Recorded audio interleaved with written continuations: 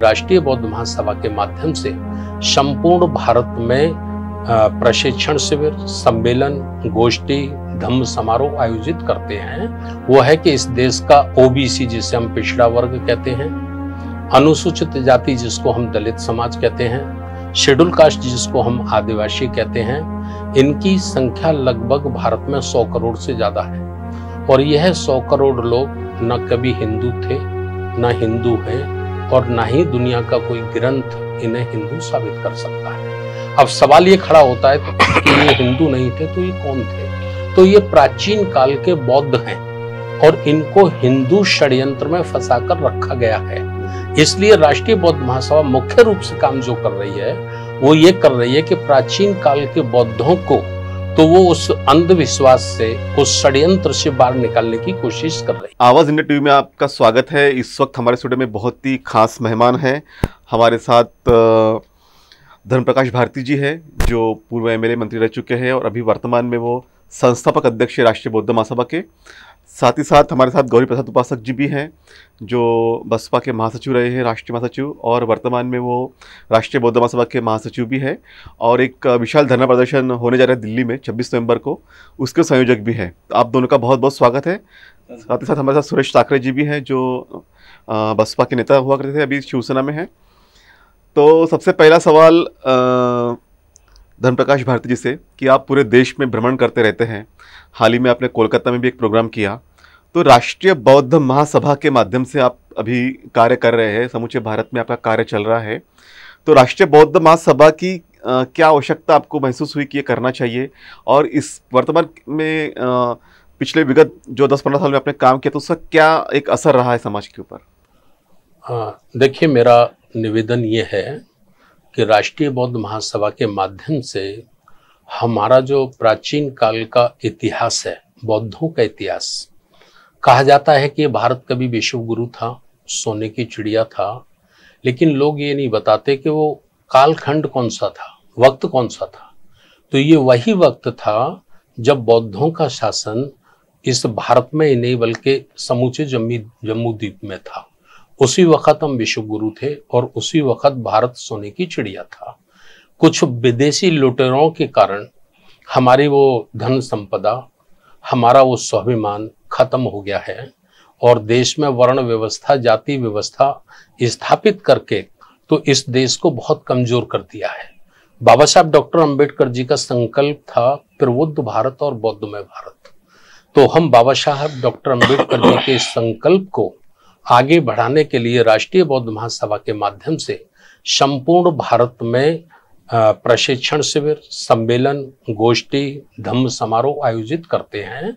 और हमारा उद्देश्य है कि भारत पुनः बौद्ध राष्ट्र बने और वही गौरव जो हमारा पहला गौरव था, दुनिया के लोग भारत को नमस्कार करें, विश्व गुरु स्वीकार करें, भारत सोने की चिड़िया बने।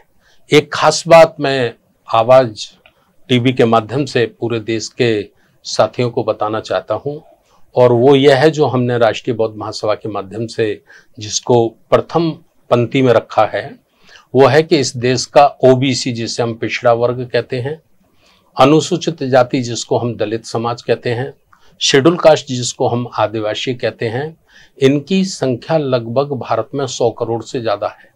और यह 100 करोड़ लोग न कभी हिंदू थे, न हिंदू हैं, और ना ही दुनिया का कोई ग्रंथ इन्हें हिंदू साबित कर सकता है। अब सवाल ये खड़ा होता है कि ये हिंदू नहीं थे तो ये कौन थे? तो ये प्राचीन काल के बौद्ध हैं और इनको हिंदू षड्यंत्र में फंसाकर रखा गया है।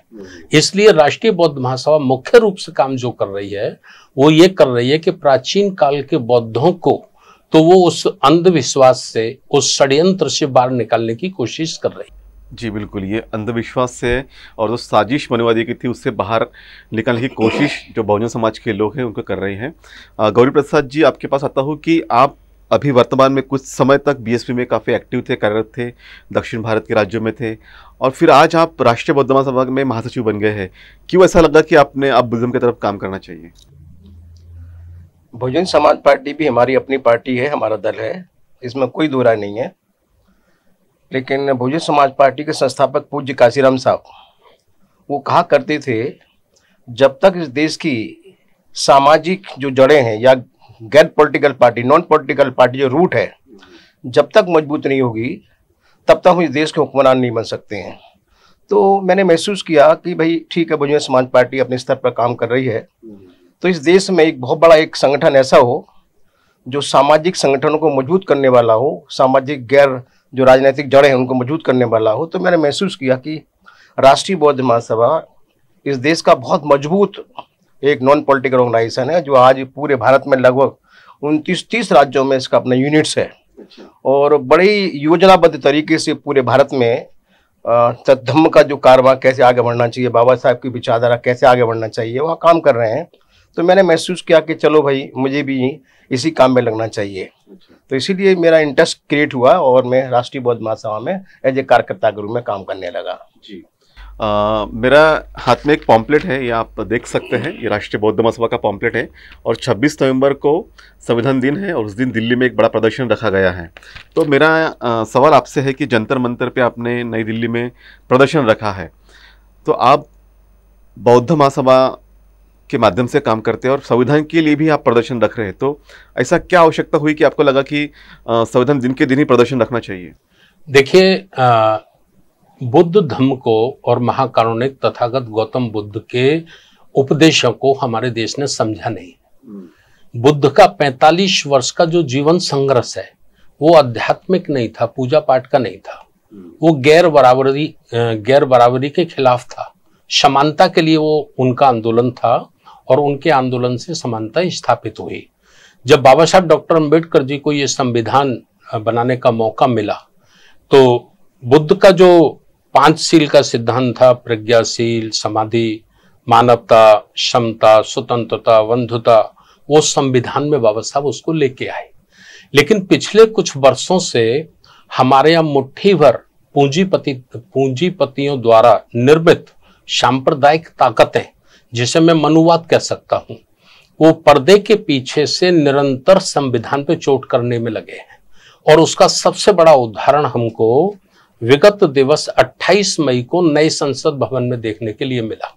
नए संसद भवन में जिस तरह से सिंगोल राजदंड को स्थापित किया गया, ये सिंगोल जो राजदंड है ये तमिलनाडु में कुछ चोल राजा होता था, उसकी ये निशानी है, ये राजतंत्र की निशानी है।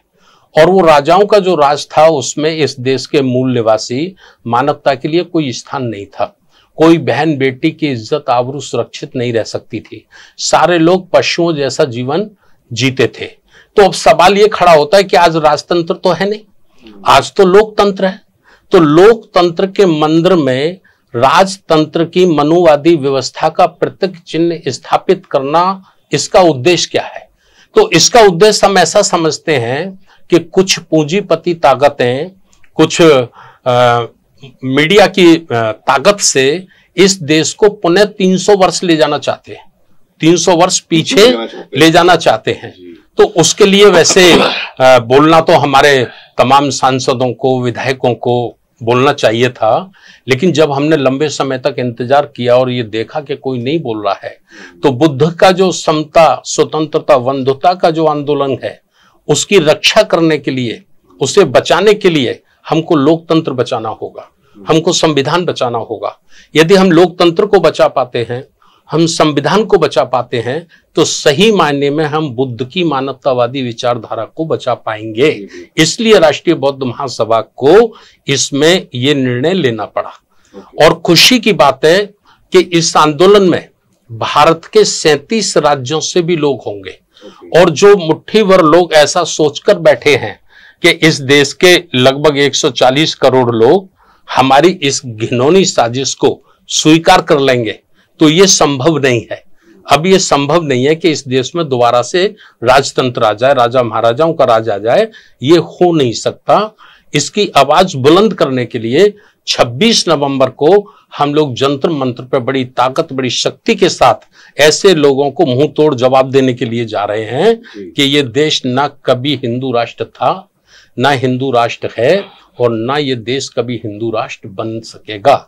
ये भारत है, लोकतंत्र है, और ये बुद्ध का शासन होगा, सुख सम्राट का अखंड भारत तो होगा, लेकिन ये कभी हिंदू राष्ट्र नहीं होगा। ये मुट्ठीबंद मनुवादियों के शिकंजे में आने वाला नहीं है। जब तक बाबा साहब डॉक्टर अंबेडकर, साहू फूले और मान्यवर काशीराम साहब की औलादें जिंदा हैं, हम इस देश के लोकतंत्र पर, इस देश के संविधान पर उंगली नहीं उठने देंगे। जी बिल्कुल। इस देश के संविधान को जो खतरा है, उस खतरे के खिलाफ आप लोग धरना आंदोलन कर रहे हैं। आप इस आंदोलन के संयोजक भी हैं, तो दिल्ली में ही आप मैक्सिमम रहते हैं। तो इस आंदोलन के माध्यम से आपने एक जो डिमांड भी रखी है कि आर्थिक सलाहकार परिषद के जो चेयरमैन हैं विवेक देबरॉय, इनको बर्खास्त करने की मांग भी आपने रखी है और मुकदमा, देशद्रोह का मुकदमा दायर करने की मांग आपने रखी है। तो क्या लगता है आपको कि इस माध्यम से किस तरह का संदेश आप देना चाहते हैं? लोकतंत्र में सभी को अपना अधिकार है बोलने का, और बड़े दुख के साथ कहना पड़ रहा है कि माननीय देश के प्रधानमंत्री जी, उनके अधीन ये डिपार्टमेंट आता है आर्थिक सलाहकार परिषद, उसके ये सम्मानित चेयरमैन हैं देवराज जी। उन्होंने ये कहा कि भारतीय संविधान को बदलना चाहिए। तो ये उन्होंने साधारण सी बात समझा कि भारतीय संविधान को बदलना चाहिए, लेकिन इस बात से इस देश के करोड़ों जो बहुजन समाज के लोग हैं उनको बहुत दुख पहुंचा, बहुत धक्का लगा। तो हमने महसूस किया कि भाई इनका हमें विरोध करना चाहिए। तो हमने राष्ट्रीय बौद्ध महासभा के तत्वावधान में हमारे जितने भी जिले हैं, उन जिले के पदाधिकारियों ने जिला के अधिकारी के माध्यम से हमने देश के राष्ट्रपति महोदय को भी हमने उनको निवेदन किया है कि भाई इनके खिलाफ देशद्रोह का मुकदमा चलाया जाना चाहिए। क्योंकि जिस संविधान को परम पूजनीय बाबा साहब डॉक्टर अम्बेडकर ने 2 साल 11 महीने 18 दिन रातों दिन मेहनत करने के बाद, बीमार होने के बावजूद भी उन्होंने संविधान को बनाया, जिसको विश्व लोग भारतीय संविधान का सम्मान करते हैं। उस संविधान के बारे में यदि कोई व्यक्ति बात करेगा संविधान को बदला जाएगा, तो इसे भारत के देश के बहुजन समाज के लोग बर्दाश्त नहीं करेंगे। और वो संविधान की शपथ लेकर ही इस पद तक पहुंचा है। जी बिल्कुल, वो तो सही है। तो ये जो है बहुत ही हम इसकी निंदा करते हैं और इसकी हम मांग करते हैं कि उसके खिलाफ देशद्रोह का मुकदमा दर्ज होना चाहिए। तो मैं धर्मप्रकाश जी आपसे जानना चाहूँगा कि विगत कई सालों से आप कार्य करते हैं राष्ट्रीय बौद्ध महासभा के माध्यम से, तो क्या बदलाव आपको लगता है कि इतने सालों में हुआ है लोगों के जीवनचर्या में, और किस तरह से वो बुद्धिज्म को फॉलो करने लगे हैं? कामले साहब, मैं एक बात बड़े विश्वास के साथ कह सकता हूँ, बहुत लंबा समय बहुजन समाज पार्टी में हमारा रहा और मैं देखता था प्राय पूरे देश में कि लोग जय भीम तो बोलते थे, जय भीम का नारा तो लगाते थे, लेकिन बुद्ध के लिए ज्यादा लोग नहीं बोलते थे, नमो बुद्धाय लोग नहीं करते थे। आज से 10 वर्ष पहले तक बहुत ज्यादा लोग नमो बुद्धाय नहीं करते थे और बुद्ध को अपने संस्कारों में, अपने पोस्टर, बैनर, झंडे में स्थान नहीं देते थे। लेकिन राष्ट्रीय बौद्ध महासभा के माध्यम से हम लोगों ने 1,500-2 हजार प्रशिक्षण शिविर लगाए, 1000 से ज्यादा हमने सेमिनार और जनसभाएं की। तो उससे ये परिवर्तन आज हमको देखने के लिए मिला है कि भारत के एक एक गांव में, एक एक मोहल्ले में, एक एक शहर में पंचशील के झंडे हमें नजर आते हैं, लोगों के घरों में हमें बुद्ध की मूर्तियां नजर आती हैं और लोगों में बड़ा ये क्रेज पैदा हुआ है कि लोग अपने संस्कार भी बुद्ध धर्म से करा रहे हैं। और तमाम पॉलिटिकल लीडर जो हमेशा बचते थे बुद्ध का नाम लेने से, आज मैं उन्हें देखता हूं, चाहे वो मन से हो या मजबूरी में हो, उनको भी जय भीम के बाद नमो बुद्धाय बोलना पड़ता है और बुद्ध के लिए भी उनको भाषण करना पड़ता है। तो ये परिवर्तन हम देख रहे हैं। गौरी प्रसाद जी, आप केरला में थे तो मैंने देखा आप किसी एक व्यक्ति के घर में गए थे कि जो फैमिली बुद्धिस्ट थी, तो वो मैंने आपको देखा कि आप तब से काफ़ी लगाव था आपको बुद्धिज्म के बारे में। तो आज इस प्लेटफॉर्म के माध्यम से आप किस तरह से कार्य करना चाहेंगे? काम वही है जो हम बहुजन समाज पार्टी में कर रहे थे, काम में कोई अंतर नहीं है। वो भी सामाजिक परिवर्तन का आंदोलन था, ये भी सामाजिक परिवर्तन का आंदोलन है। हमेशा नहीं समझना चाहिए कि बुद्ध का जो धर्म है केवल अगरबत्ती या पंचशील तक सीमित है। बुद्ध का यदि हम अध्ययन करेंगे उनके सोच का, तो उनको लगेगा वास्तव में बुद्ध का पूरा जीवन सामाजिक परिवर्तन का था। तो इसलिए लगना चाहिए कि सामाजिक परिवर्तन में ही हमें काम करना चाहिए। जी गौरी प्रसाद जी, धन्यवाद आपका। मैं अंतिम सवाल आपसे करना चाहूँगा कि राष्ट्रीय बौद्ध महासभा जिस तरह से निरंतर कार्य कर रही है, इससे पहले भारतीय बौद्ध महासभा भी भारत में है, वो भी काम कर रही है, और फिर राष्ट्रीय बौद्ध महासभा भी अब काम कर रही है।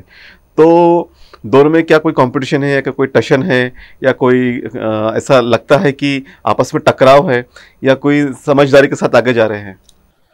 मेरा निवेदन यह है कि पहले जो पूर्व के हमारे संगठन हैं वो सीनियर लोग हैं, हम उनका बहुत आदर सम्मान करते हैं बस ये था कि वो सक्रिय रूप से काम नहीं करते थे, बड़ा निष्क्रिय रहते थे।